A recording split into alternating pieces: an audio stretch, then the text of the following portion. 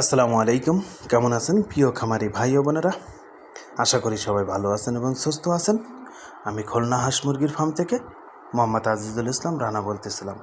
প্রিয় খামারি ভাই ও বোনেরা, আপনাদের সামনে আরেকটা নতুন ভিডিও নিয়ে হাজির হলাম। আপনারা দেখতে পাচ্ছেন 1.5 মাস বয়সী টার্কি মুরগির বাচ্চা।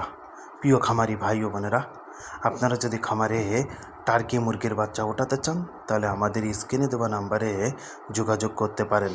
আপনারা আমাদের কাছে সবসময় এ গ্রেড টার্কি মুরগির বাচ্চা পাবেন এবং টার্কি মুরগি কিন্তু একটি লাভজনক ব্যবসা। বাজারে কিন্তু টার্কি মুরগির চাহিদা অনেক বেশি।